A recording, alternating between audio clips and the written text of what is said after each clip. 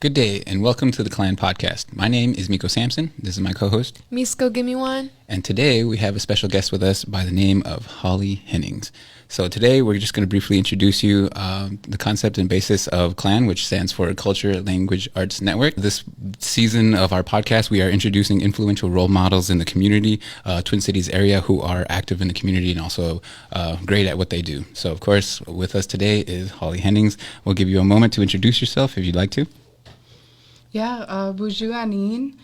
Gimi wanabo ko indigena kas, makon indudem, ogokin indunjaba, ashke bigizibing indea.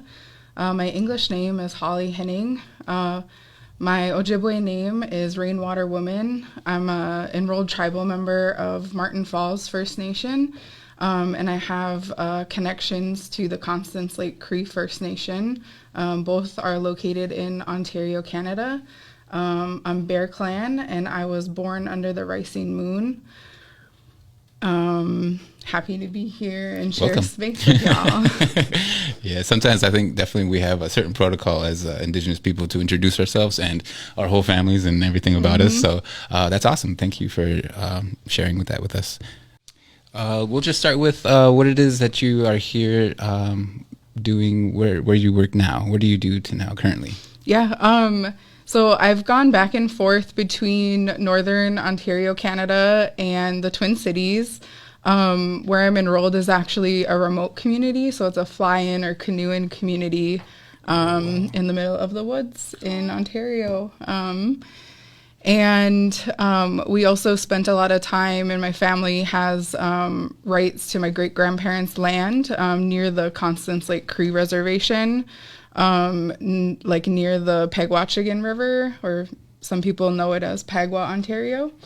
But both of my grandparents were in the Air Force. I had family that was Canadian paratroopers, and then my grandpa essentially was kind of traded and did some stuff with the U.S. Air Force, and so we have a dual citizenship. So I have Indian status in Canada, but then I'm also a citizen here.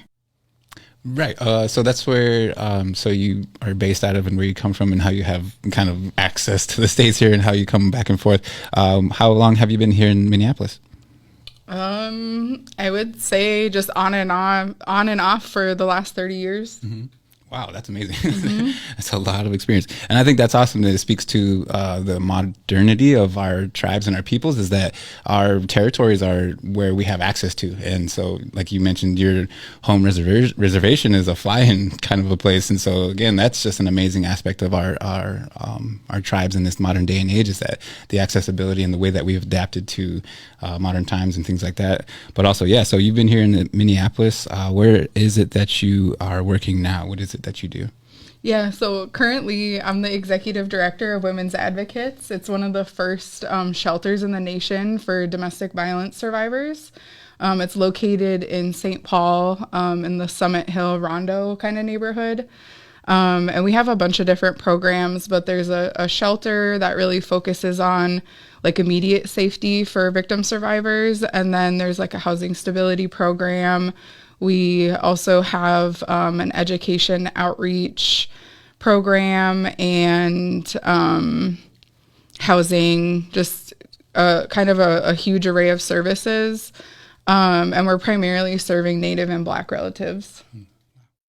So is there something that people are able to find through your services through? Is like a place that they go to? Is it a building, or is it an online website, or how do they find information?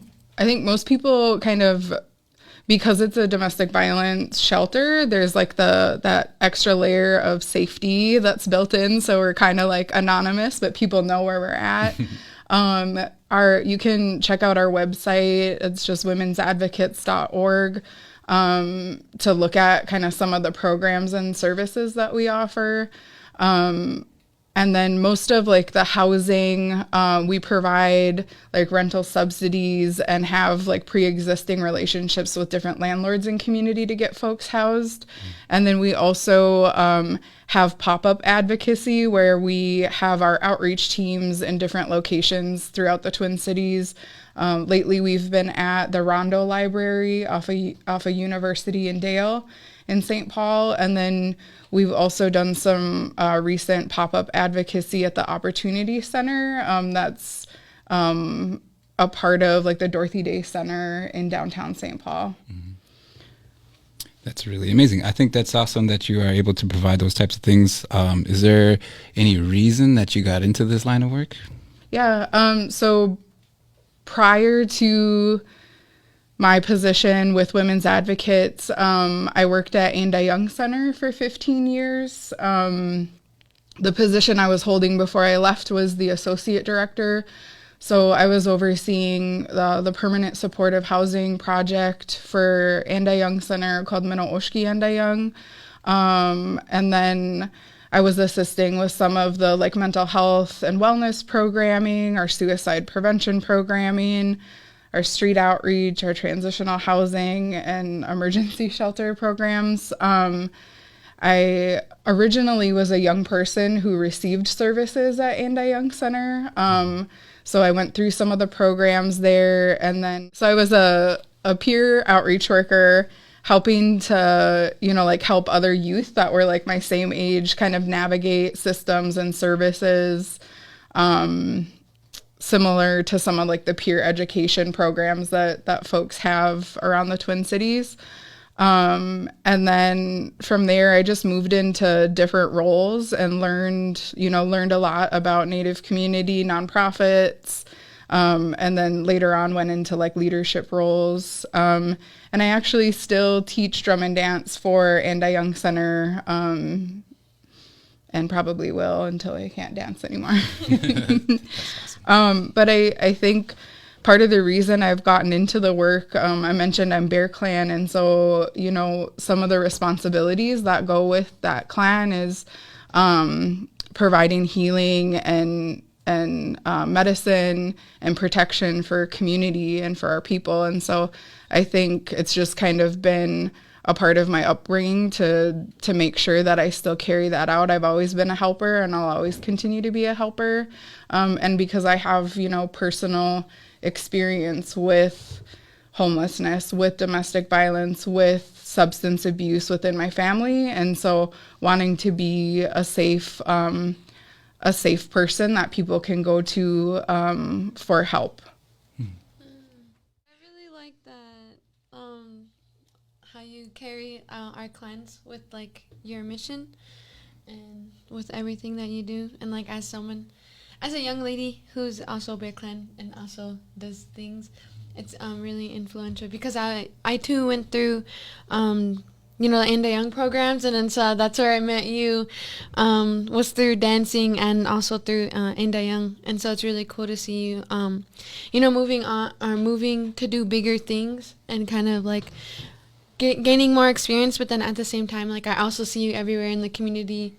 You're still very accessible, and really easy to talk to. Mm-hmm. And so yeah. So I think that's good too, like especially both of you guys mentioned that something like Anda Young exists in the community, and that you were able to find your way to that kind of a thing, that type of service. And even now, especially you're reciprocating that, you're giving back to the community, and I think that's amazing. And for you, I know you mentioned that you kind of went through it yourself as far as homelessness and being around, I guess I'll call it dysfunction or alcohol, tobacco, drug abuse. How was that? Definitely I can tell, of course, as you mentioned, the way that you reacted to it is wanting to be a safe space to it. But was that something that was known or taught to you as a youth that those things were bad, or was it just something that was around and you inadvertently learned, from the negative energies and things from that, or was it something that was, because in some senses, I feel like not enough of us are exposed or taught about it in order to avoid it in that sense. But some of us are inadvertently already exposed to it, and we aren't necessarily even then taught about it. So my question to you is, how is it your experience and understanding about the use and abuse of those substances?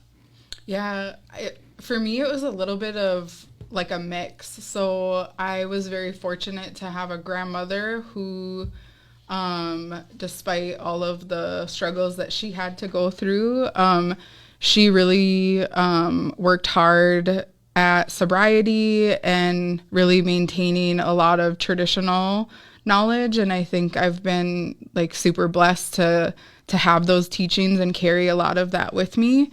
So I've been fortunate for that. I think she, she was the first person who ever made a jingle dress. She's the first person who brought me to ceremony, to a powwow, taught me how to sew, all of those things. And so I've been incredibly fortunate for that. Kind of outside of her, though, it wasn't really something that people talked about. I just really watched a lot of family and community, right, struggle with, really, to me, it's like the effects of historical trauma. And it's the deep-rooted, like, issues that are surrounding colonization, white supremacy, and all of the different things that Native people have gone through and just have been kind of like unaddressed. And I think, I seen firsthand through brothers and uncles and aunties, just the family members, my dad, really struggle with substance abuse. And I think it was so close to me and so scary that I didn't want to. It also taught me, though, I guess I could say, that it wasn't something that I wanted to fall face first into, I guess you could say. And I think I've been able to be kind of a resource to family members in helping,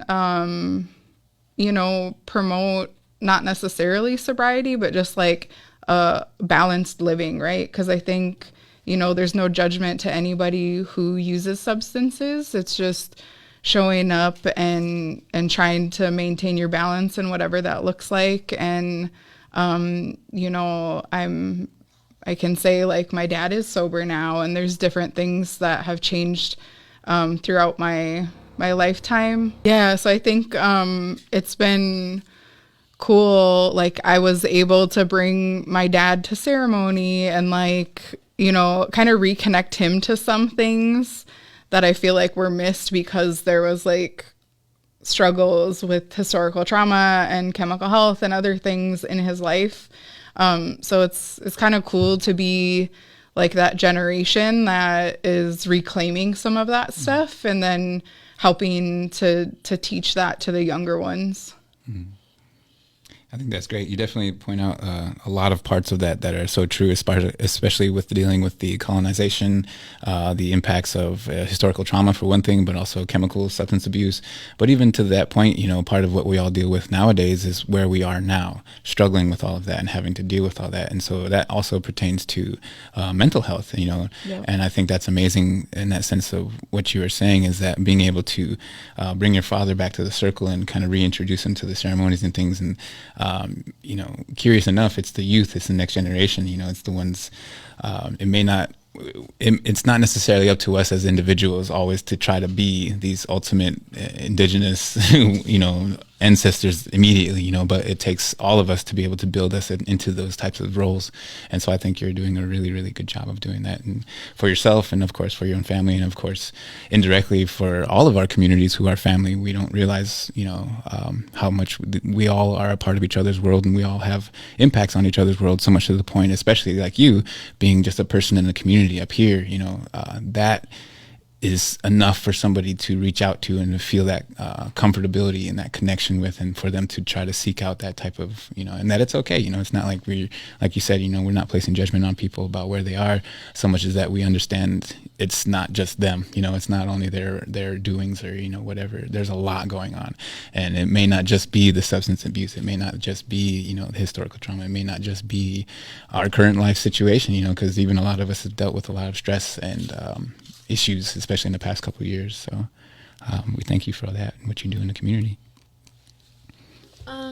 So are there any current programs, projects, or jobs that you would like to talk about or promote that's going on currently? Yeah, you did kind of touch on a lot of things that you do, but is there anything currently going on that people can get involved with or see in the near future? Well, one of the events that I'm going to be at it's actually in South Dakota, and I know Miko has been a part of it in the past. Oh yeah.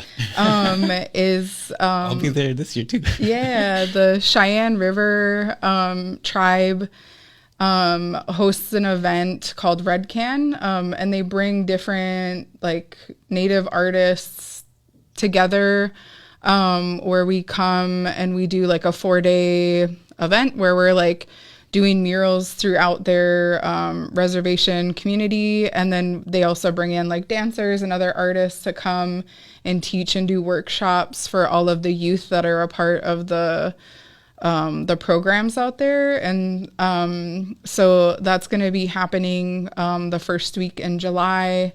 I'm actually going to be up in Canada for Fort William First Nations powwow, and going to visit friends and family, and then going to be headed over there to South Dakota. So I think the work that they're doing with youth out there is amazing. So people should check them out. It's the Cheyenne River Youth Project. And so just shout out to them and the work that they're doing. Yeah, I would say that's one of the main things. I'm working on a lot of different projects and things and partnering with different folks, but I feel like when it's stuff that really involves young people, those are like the most important shout outs anyways. For sure. Yeah. And just I guess one question that I have is just, do you have like any advice for youth or young ladies and gentlemen out there, young people, that you'd like to offer?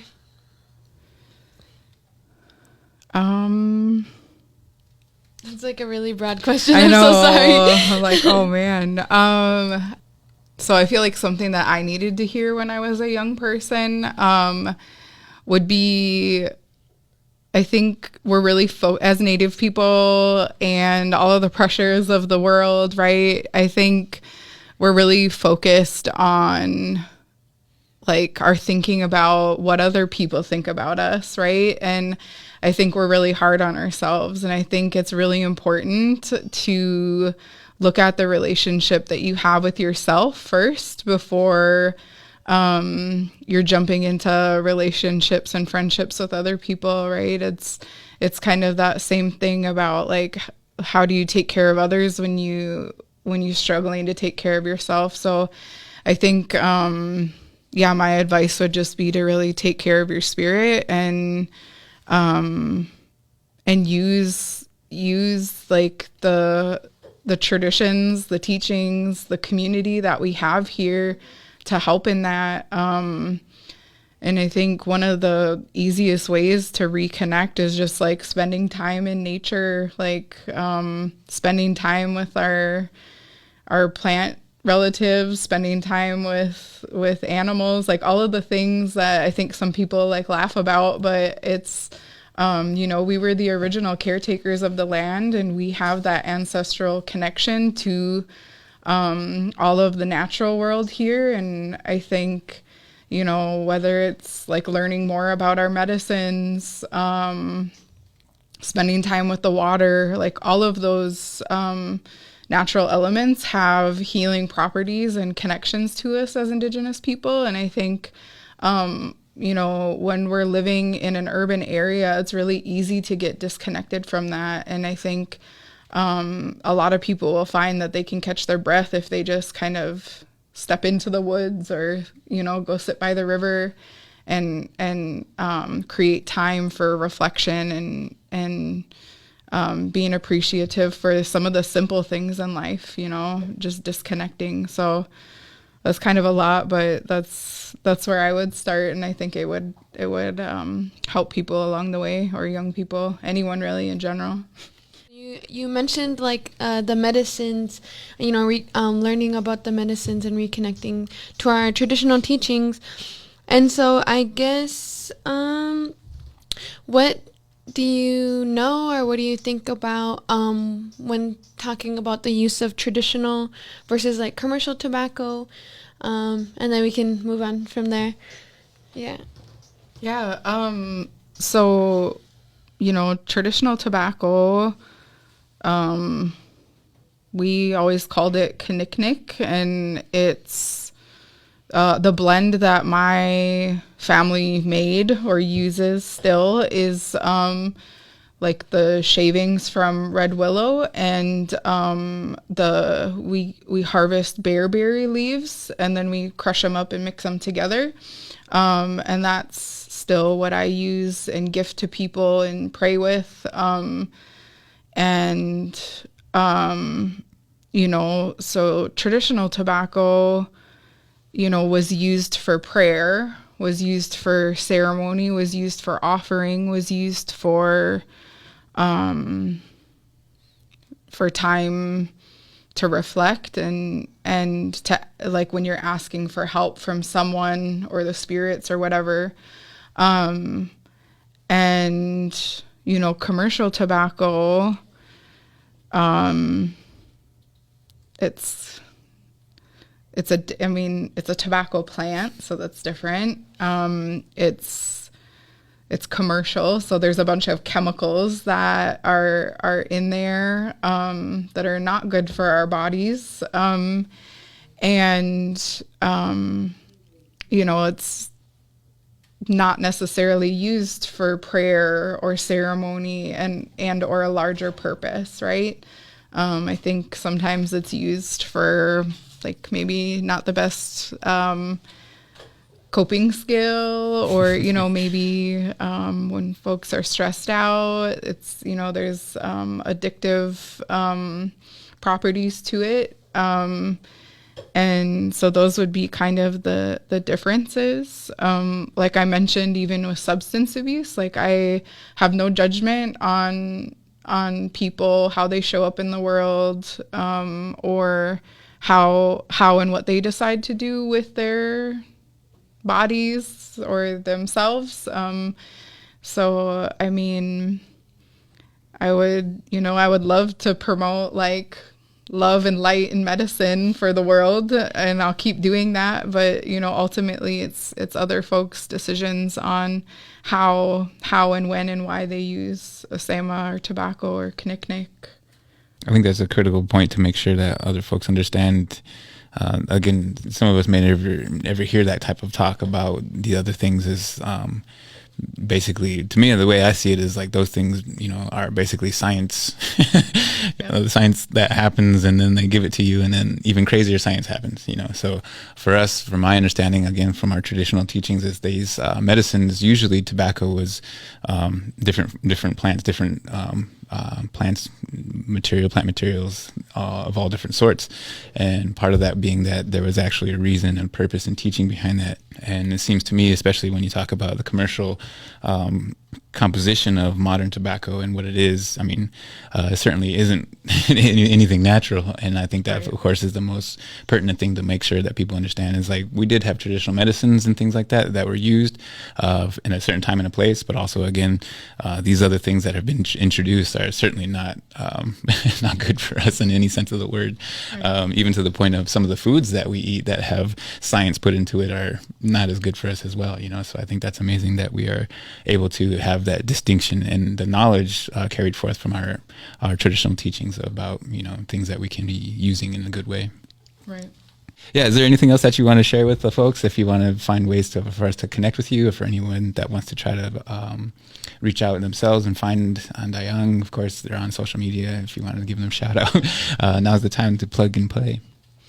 So I'm probably the worst social media person, actually. I have an Instagram that I have maybe checked once in the last 7 months. I have a Facebook that I'm not really on. People kind of just tag me. I only really use Messenger because it helps, like, stay connected to family and different people. But I'm on Facebook as Miskatus Henning, and then my Instagram, which I probably will not respond to, but go ahead and find me, is also Miskatus. And I mean, really, I think the best way to find me is just show up in community, and probably 95% of the time I'm there with a smile. and I'll probably try and give you a hug or shake your hand. So that's probably the best way to find me. She is a jingle drift dancer, so she'll be out there at the powwows. Yeah. She's always out there healing some way or shape or form. So Yeah. Yep. we appreciate that. Thank you so much. Again, Holly, for joining us here at the Clan Podcast. Misko Gimiwan and myself, Miko, we thank you all for joining us. And hopefully we'll hear more from other people just like yourself and individuals that are creating change in the community and providing space to be able to help heal whomever needs it. So again, thank you so much, Miigwech. Miigwech.